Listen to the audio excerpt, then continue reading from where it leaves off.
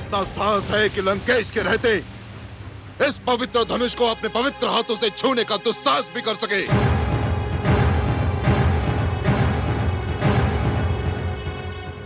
इस शिव धनुष को उठाने और इस पर प्रत्यंचा चढ़ाने का प्रथम और अंतिम अधिकार मात्र एकमात्र लंकापति कैकसी पुत्र रावण को है और किसी को नहीं। मानव की सभा में आकर मानवों का अपमान कर रहे हो लंकेश। यह भगवान शिव का धनुष है। तो क्या हुआ? मैंने शिव के कैलाश को इन्हीं हाथों पर उठाया था, इन्हीं हाथों पर।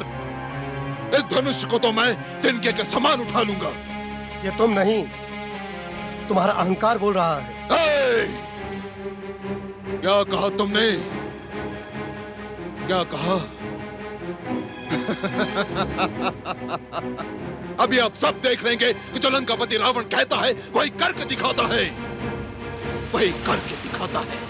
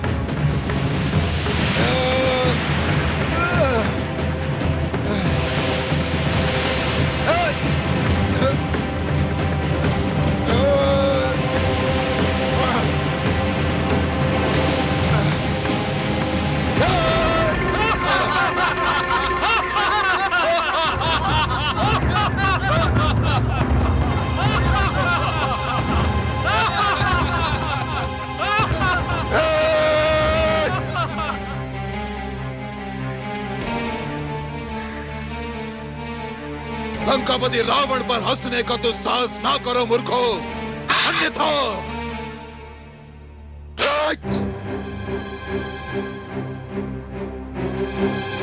जिस शिव धनुष को लंकापति रावण नहीं उठा सका उसे संसार में कोई नहीं उठा सकता।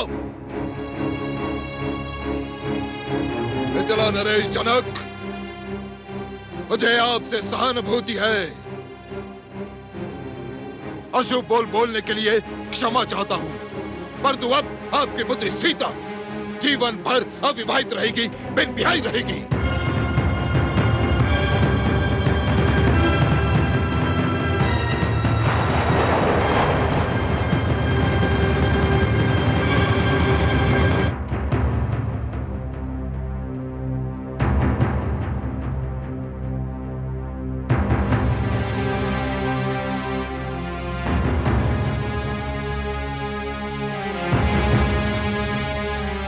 कोई है जो इस अभिमानी के अशुभ बोल को असत्य कर दिखाए?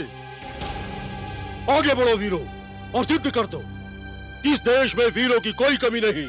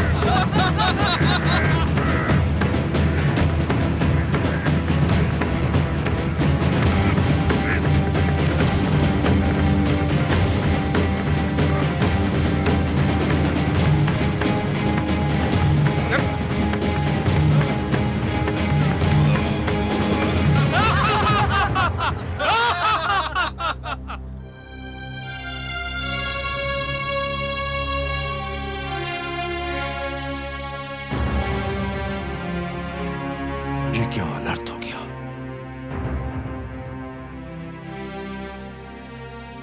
क्या मेरी पुत्री सीता, मेरी नयनतारा जीवन भर अविवाहित रह जाएगी? यदि मुझे ज्ञात होता तो मैं ये संकल्प ही न लेता।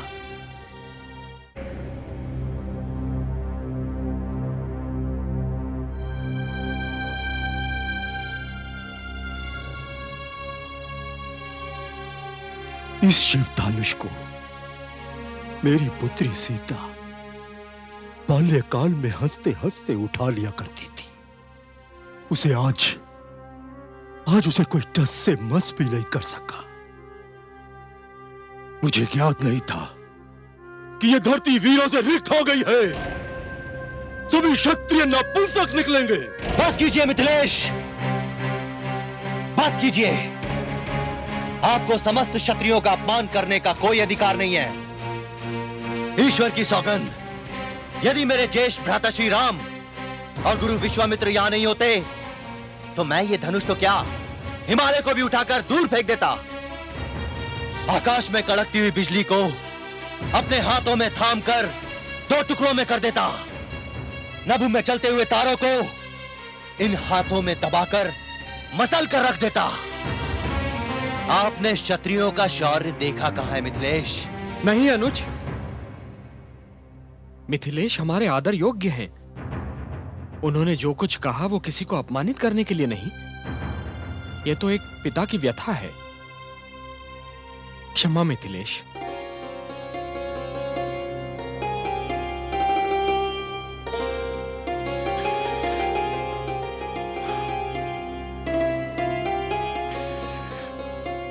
शिष्य राम, मेरे लिए मिथिलेश का दुख असहनीय हो रहा है। जाओ और महाराज जनक का संताप मिटा दो।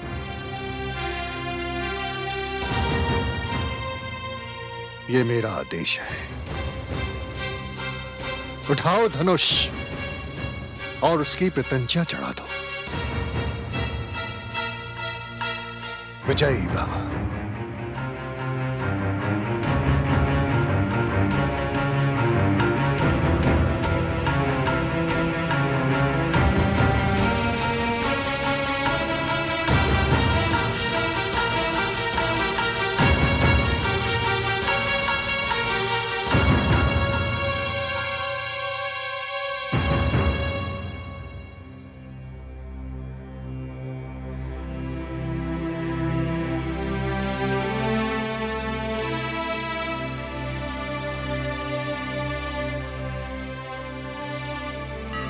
हे उमा महेश्वर, गुरु का आदेश सर्वोपरि होता है। उसका पालन करने की शक्ति दीजिए भगवान। मैं आपके चरणों में आवाहन करता हूं कि मेरे मन की अन्य सारी इच्छाओं, आकांक्षाओं को त्यागने में मेरी सहायता कीजिए।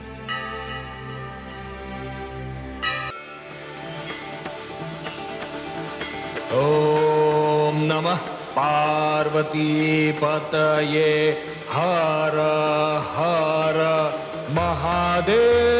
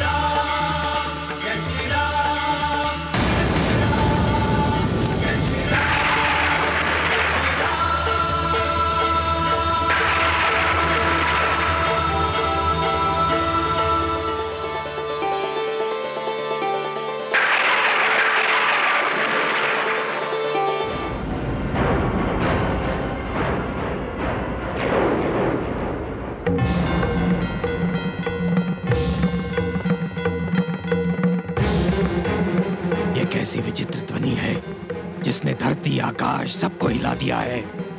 अवश्य ही किसी ने मेरे आराध्य एवं गुरु शिव का धनुष तोड़ दिया है। जिसने भी ये दुस्साहस किया है, ईश्वर की सौगंध, उसने स्वयं की मृत्यु को निमंत्रण दिया है।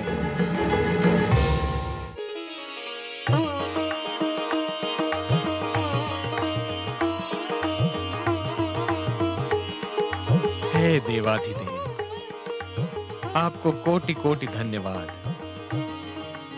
आपके इस दिव्य धनुष को उठाने का महान कार्य आपके आशीष के बिना असंभव था महादेव। मैं नतमस्तक हूं। शंभो!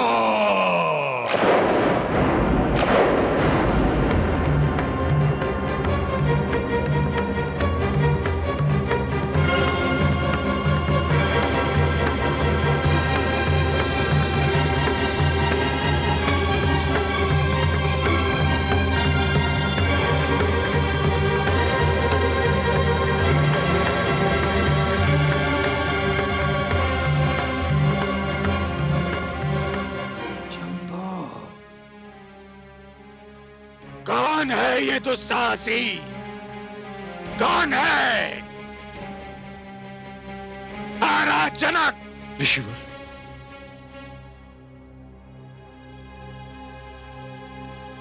हे प्रभु, हे ऋषिवर, हे परशुराम, क्षमा क्षमा। मैंने भगवान शिव के समक्ष ये प्रतिज्ञा ली थी कि जो भी इस शिव धनुष को उठाकर इस पर प्रत्यंचा चढ़ाएगा, मैं उसी से अपनी पुत्री सीता का विवाह करूंगा। तुम्हारी प्रतिज्ञा का संबंध इस धनुष को उठाने एवं उस पर प्रत्यंचा चढ़ाने से था, इसे तोड़ने से नहीं। जिसने भी यह अपराध किया है वो मेरे सामने आए।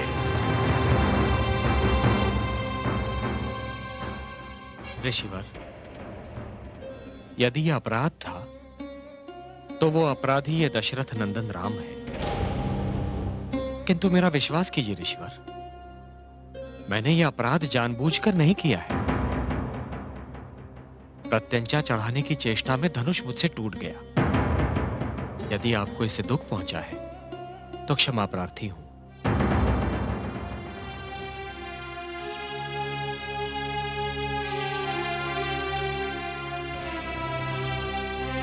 हे मुनिवर, जबकि ये कोई अपराध नहीं है, फिर भी मेरे भ्राताश्री की विनम्रता देखिए कि उन्होंने आपसे क्षमा मांग ली। बालक, ये बातें तेरी समझ में नहीं आएंगी। मैं इसे अक्षम्य मानता हूं। तब तो इसे कोई शिव का दास ही तोड़ सकता है मुनिवर। लक्ष्मण, यदि कोई दास अपने स्वामी की अवहेलना करे तो उसे भी क्षमा नहीं किया जा सकता। शिव धनुष को तोड़ना एक ऐसा अपराध है जिसका न्याय केवल दंड है। क्षमा करें मुनिवर, क्षमा करें। हम भाइयों ने खेल खेल में न जाने कितने धनुष तोड़े, उसका तो आज तक किसी को बुरा नहीं लगा।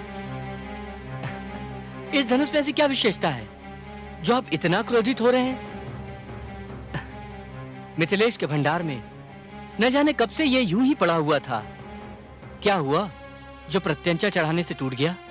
मेरे मुंह मत लग बालक, तू अपनी सीमा को लांघ रहा है। कहीं ऐसा न हो कि मेरा क्रोध भी अपनी सीमा को लांघ जाए। क्रोध? क्रोध हम राजपुत्रों को सुहाता है मुनिवर। आप जैसे महान ब्राह्मण को शांत रहना ही शोभा देता है। मुंह संभाल कर बात कर बालक। अच्छा, जब आपको इस धनुष का टूटना इतना ही दुखदाई ठहरा है तो आप इसे जोड़ क्यों नहीं देते? बस बस बालक, सहने की भी सीमा होती है।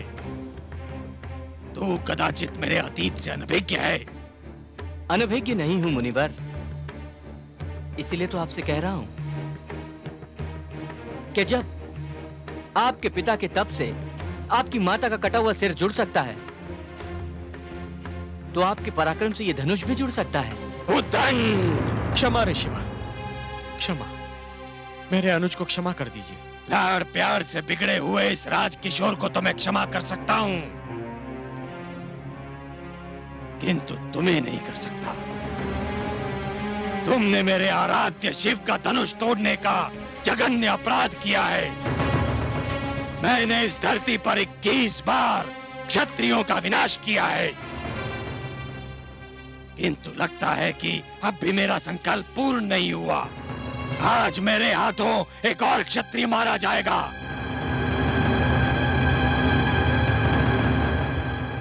तो अपना प्रण पूरा कीजिए मुनिवर। मैं तो भाग्यशाली हूं कि मेरा शीश स्वयं परशुराम जैसे महापुरुष की परशु की छाया में आ गया। किंतु मेरी एक बात अवश्य ध्यान से सुनिए मुनिवर। जिस प्रकार वाटिका के एक विषैले पौधे को नष्ट करने के लिए समस्त वाटिका को उजाड़ देना अनुचित है, उसी प्रकार एक अपराधी को दंडित करने के लिए उसकी समस्त पीढ़ियों को दंडित करना अनुचित है। मुनिवर, आपने एक क्षत्रिय से क्रोधित होकर उसकी समस्त पीढ़ियों का वध कर दिया। आप तो क्षत्रियों के अहंकार को नष्ट करना चाहते थे मुनिवर, किंतु आप स्वयं अपने ही अहंकार के बंदी हो गए। अब एक शब्द भी अपने मुंह से मत निकालना।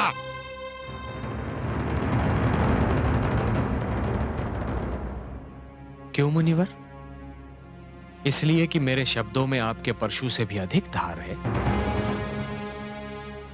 कोई अतीत के बोझ को लेकर आजीवन जी नहीं सकता मुनिवर। आप अपने अतीत के अहंकार को वर्तमान में ले आएंगे, वर्तमान से भविष्य में ले जाएंगे तो थक जाएंगे। मुनिवर, मेरी आंखों में देखकर बताइए, कौन सा आक्रोश आप हम पर निकाल रहे हैं?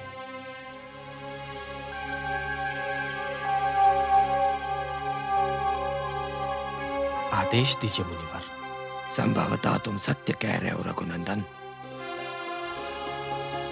मुझे अब शस्त्र की आवश्यकता नहीं है। ये लो, मेरे धनुष पर प्रत्यंचा चढ़ाओ। सोच लीजिए मुनिवर, कहीं ये भी टूट गया तो? अब ऐसा नहीं होगा राजकुमार।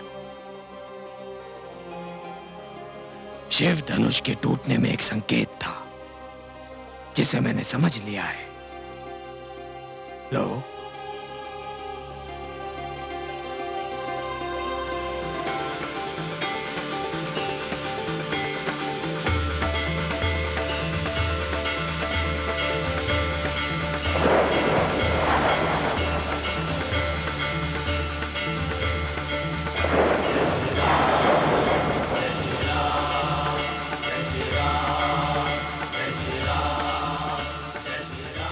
प्रभु,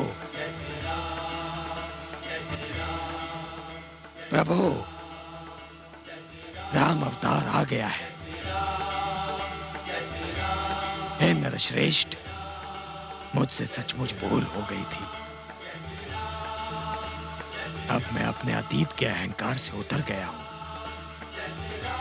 ब्राह्मण होकर भी मैं क्षत्रिय कर्म करने पर विवश हो गया था प्रभु। अब मैं संपूर्ण ब्राह्मणत्व प्राप्त करने जा रहा हूं।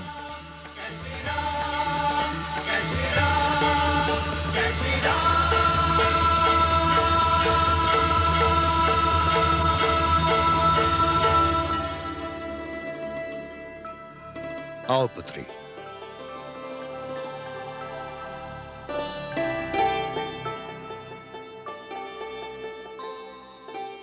मिथिलेश, अब क्या विलंब है?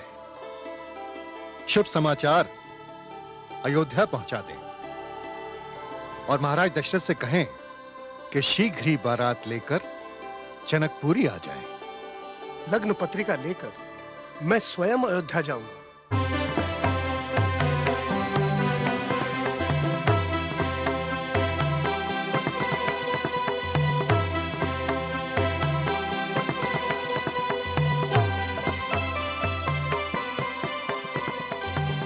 महाराज की जय हो।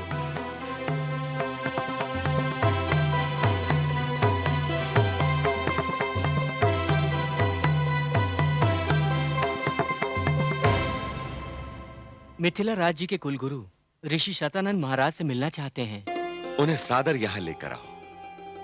उनका स्वागत हम स्वयं करेंगे। जी महाराज।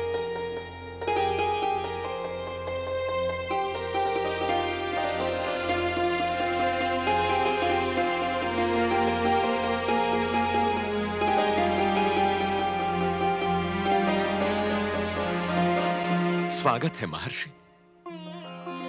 यशस्वी भव। आपने यहाँ आकर इस सभा की शोभा बढ़ा दी। अयोध्या में जिस प्रकार ऋषिगण का सत्कार किया जाता है वह समस्त संसार के लिए अनुकरण योग्य है। पधारिए महर्षि।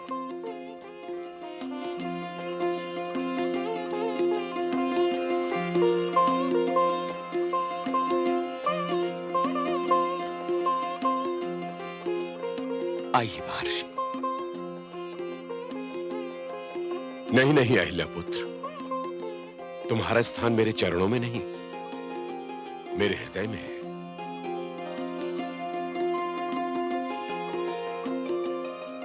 स्थान ग्रहण करें।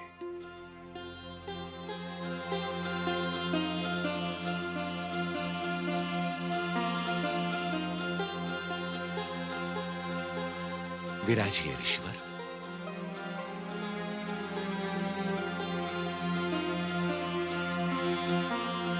मैं आप सबके आश्चर्य को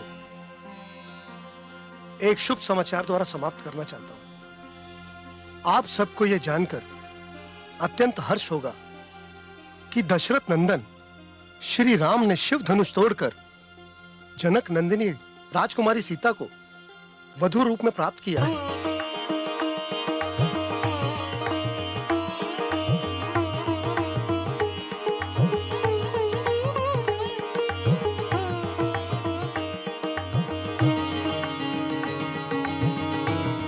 मिथिलेश का यह पत्र आपको स्वयं सब कुछ समझा देगा। आप पत्र लाए हैं तो मैं ये पत्र भी आपकी शुभवाणी में ही सुनना चाहूंगा।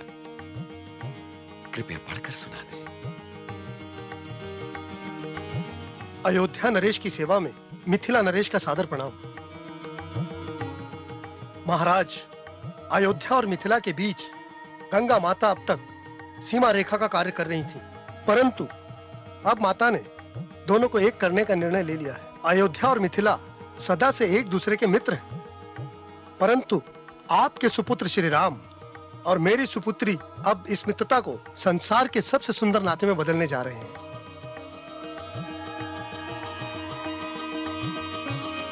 मेरी प्रार्थना है कि आप सब परिवार मिथिला पधारें और अपने कर कमलों से इस अटूट नाते के भव्य भवन की नींव रखें। मैं और मेरा परिवार राह में नयन बिछाए आप सबकी राह देख रहा है। मिथिलेश को उनके इस पत्र के लिए बहुत बहुत धन्यवाद। किंतु राम तो ऋषि विश्वामित्र के आश्रम में थे। वो जनकपुरी कब और कैसे पहुंच गए? उन्हें ऋषिवर स्वयं जनकपुरी लेकर आए थे। ऋषिवर हमसे पुत्र मांग ले गए थे, किंतु अब आप पुत्र को एक पुत्र वधु सहित लौटा रहे हैं। मैं मिथिलेश का बहुत आभारी हूं। राजकुमार भरत, ऋषि शतानंद के आतिथ्य का दायित्व हम आपको सौंपते हैं। राजकुमार शत्रुघ्न, हमें मिथिला जाना है, उसकी सारी व्यवस्था आप करवाएं। जो आज्ञा।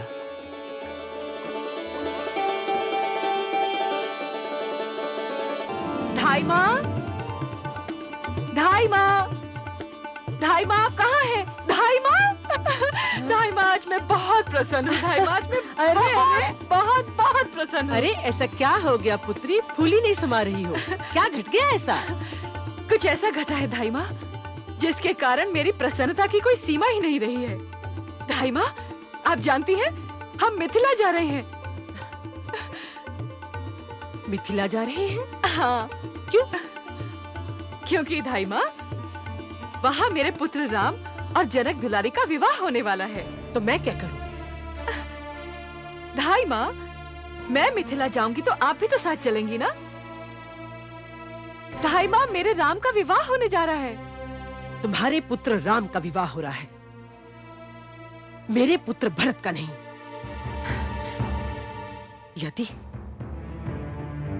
यदि मेरे भरत का विवाह होता तो मैं नाचती गाती हुई जाती। राम के विवाह से मेरा क्या लेना देना? धाई माँ,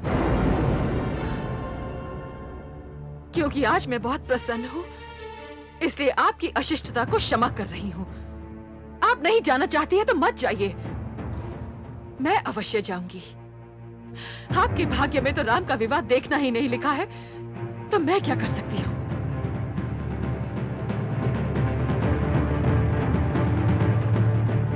मेरे भाग्य में क्या लिखा है ये तो मैं नहीं जानती, किंतु तेरे भाग्य में क्या लिखा है ये मैं भली भांति जानती हूं। राम विवाह का परिणाम तो तू देखेगी।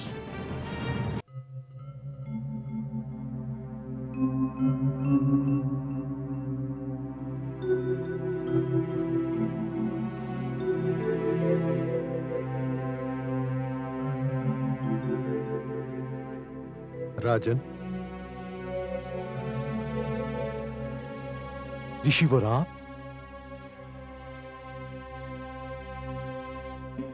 आयुष्मान भव। मुझे आदेश दिया होता ऋषि श्रेष्ठ। याचक बनकर आया हूं मिथिलेश। याचक? आज्ञा दीजिए ऋषिवर। यदि मैं आपके किसी काम आ सकूं तो धन्य हो जाऊंगा। राजन, मैं ये जानना चाहता हूं कि राजकुमारी सीता की भांति आपने अपनी शेष राजकुमारियों के लिए कोई संकल्प तो नहीं कर रखा? किंतु क्यों ऋषिवर? यदि नहीं किया है तो सुनिए। मेरे शिष्य राम की 3 परछाइयां हैं।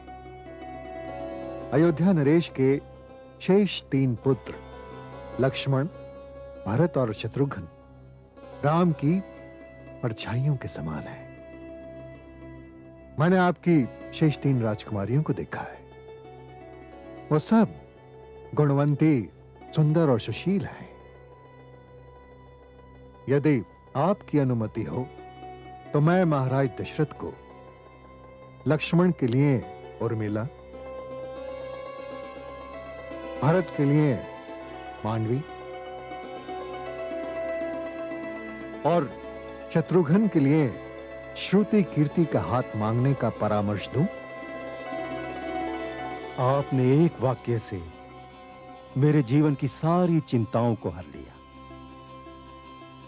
ऋषि श्रेष्ठ, विश्वास करें, सीता के स्वयंवर ने मुझे जीवन की सबसे महान प्रसन्नता प्रदान की, किंतु उसी के साथ मैं चिंतित भी था।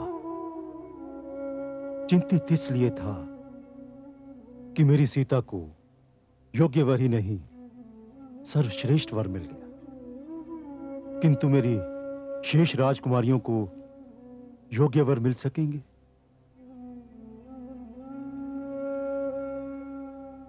मैं इसलिए भी चिंतित था कि ये चारों बहनें कभी एक दूसरे से अलग नहीं रहीं। सीता के चले जाने के उपरांत क्या ये अकेली रह पाएंगी? यदि अयोध्या नरेश ने आपका ये परामर्श स्वीकार कर लिया तो मैं पूर्णतः चिंता मुक्त हो जाऊंगा। महाराज की जय हो। महाराज, बारात आ चुकी है। अति उत्तम।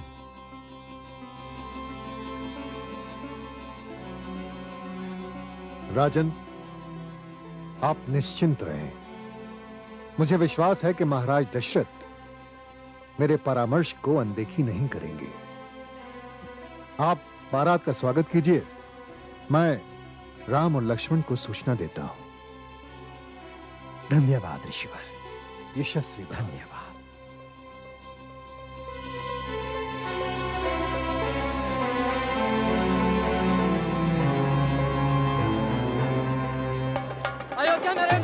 दशरथ की जय। अयोध्या नरेश महाराज दशरथ की जय। अयोध्या नरेश महाराज दशरथ की जय। अयोध्या नरेश महाराज दशरथ की जय। अयोध्या नरेश महाराज दशरथ की जय। अयोध्या नरेश महाराज दशरथ की जय। अयोध्या नरेश महाराज दशरथ की जय। अयोध्या नरेश महाराज दशरथ की जय। अयोध्या नरेश महाराज दशरथ की जय। अयोध्या नरेश महाराज दशरथ की जय।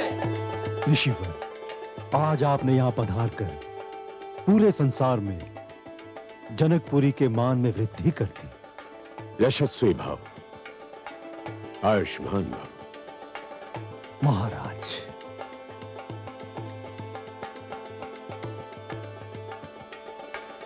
आपके दर्शन करना तो यूं भी मेरे लिए सौभाग्य था, किंतु आज की भेंट अनोखी है। पहली ही भेंट में हम संबंधी बनने जा रहे हैं।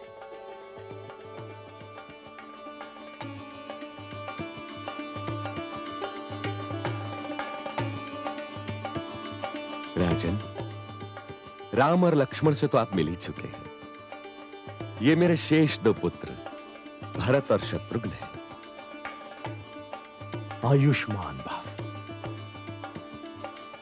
आइए महाराज।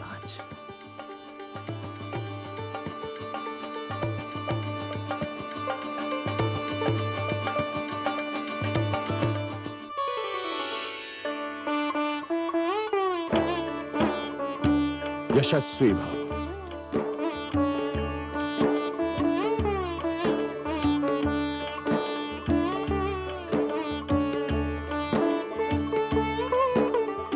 पिताश्री,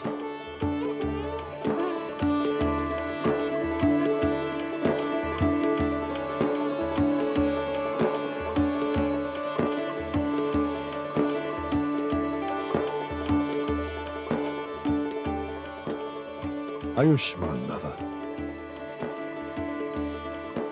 आपका धन्यवाद मैं किन शब्दों में प्रकट करूं। आपने मेरे पुत्रों के साथ पुत्रवधू भी मुझे दी। राजन, मैं आपको एक पुत्र वधू नहीं, 4 पुत्र वधुएं दे रहा हूं। आपकी अनुमति के बिना मैंने मिथिलेश से आपके शेष 3 राजकुमारों के लिए उनकी 3 राजकुमारियां मांग ली हैं। आप उन्हें स्वीकार करेंगे? आप गुरु हैं, आपका अधिकार मुझसे बहुत अधिक है ब्रह्मर्षि। आपको मुझसे अनुमति लेने की क्या आवश्यकता है? आपने तो मुझे हर्ष के सागर में डुबो दिया है ब्रह्मर्षि। ये मेरा सौभाग्य है कि मैं एक पुत्रवधू लेने आया था और 4 पुत्रवधुएं लेकर जा रहा हूं ब्रह्मर्षि। महारानियां सुनेंगी तो उनके हर्ष का ठिकाना नहीं रहेगा। ऋषिवर, आपका बहुत बहुत धन्यवाद, बहुत बहुत धन्यवाद।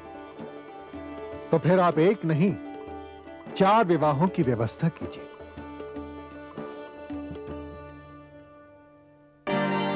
गूंजे मंत्र विवाह के, गूंजे मंगल गान, जनक सुनयना मिली करे,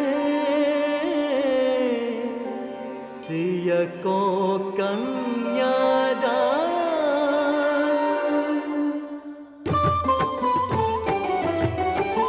भावर डारत राम अरु सीता, धन धन कहत समाज पुनीता। राम सिया सिर सेंदूर डारे, ऋषि मुनि मंगल मंत्र उचारे, ऋषि मुनि मंगल मंत्र उचारे। भय विधि राम सिया की जय से, विधि भय सकल कुंवर की तई से। जनक सुनयना धन न्योछारे सखी समाज आरती उतारे सखी समाज आरती उतारे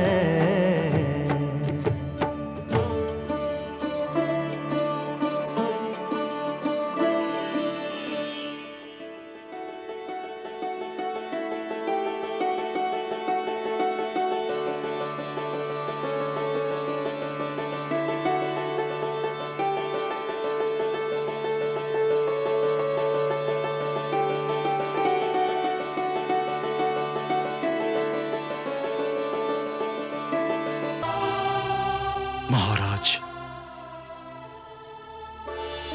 अज्ञानतावश यदि मेरी पुत्रियों से कोई भूल हो जाए तो उन्हें क्षमा कर दीजिएगा। राजन, मैं जनकपुर से 4 पुत्र वधुएं नहीं 4 पुत्रियां लेकर जा रहा हूं। विश्वास करें, मैं ही नहीं समस्त अयोध्यावासी इन्हें अपनी पुत्रियां समझेंगे।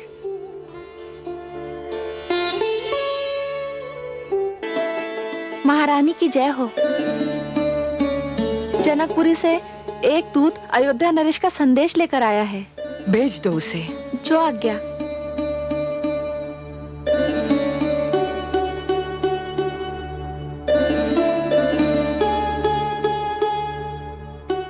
महारानी की जय हो। क्या संदेश है दूत? महाराज ने ये पत्र भेजा है।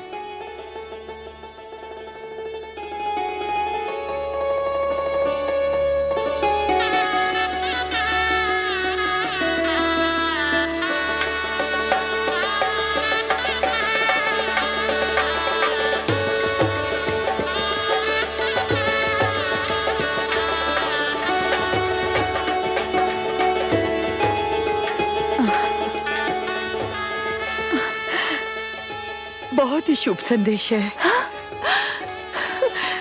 शीघ्र बताइए ना दीदी, मैं तो अधीर हुई जा रही हूँ। महाराज ने लिखा है कि वे जनकपुरी से एक नहीं 4 वधुएं लेकर आ रहे हैं। क्या? 4? हाँ, मिथिलेश ने बड़ी कृपा की है हम पर, जानकी का राम से और उनकी पुत्रिया उर्मिला का लक्ष्मण से, शत्रुघ्न का श्रुति कीर्ति से और मेरे भरत का मांडवी से विवाह संपन्न हो रहा है। दशरथ भवन की शोभा में 4 चांद लग गए। मैंने सुना राजकुमार भरत का विवाह हो गया। हाँ मंथरा, महाराज जनक ने अपनी पुत्री मांडवी का विवाह हमारे भरत से कर दिया। हे ईश्वर, तुझे कोटि कोटि धन्यवाद। धाई माँ, आप नहीं जानते आज मैं कितनी प्रसन्न हूँ। धाई माँ, आज मैं बहुत प्रसन्न हूँ। बस अब अविलंब अयोध्या आ जाए सब। मैं तो अपने राम और सीता की जोड़ी देखने को व्याकुल हो उठी हूँ।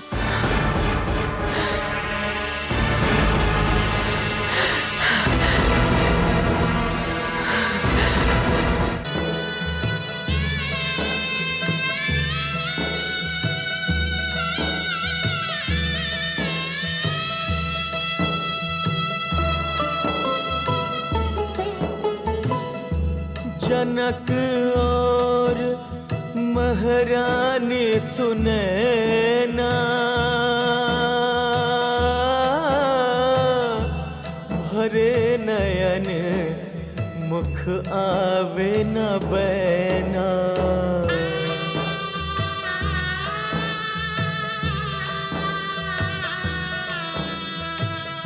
विकल प्राण मन धरे न धीरा,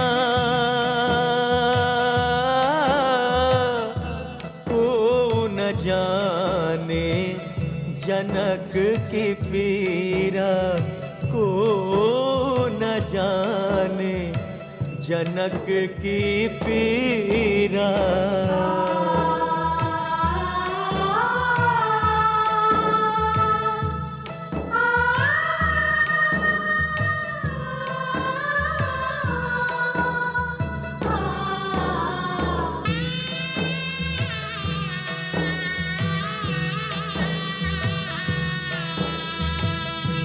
जैसे है नभ में ध्रुव तारा, अचल हो सिय सौभाग्य तुम्हारा, अचल हो सिय सौभाग्य तुम्हारा।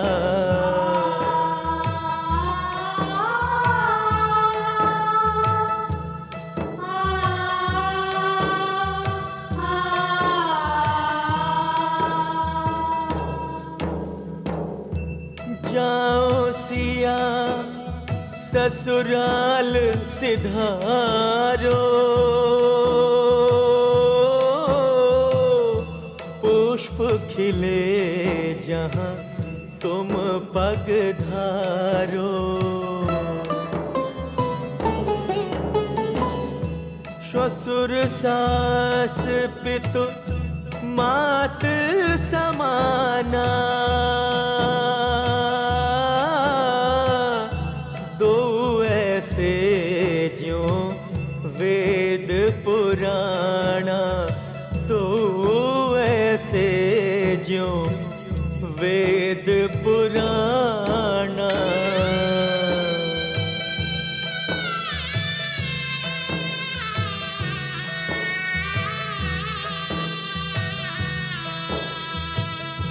मुड़ मुड़ भवन निहारत सीता, एहि आंगन मम बचपन बीता।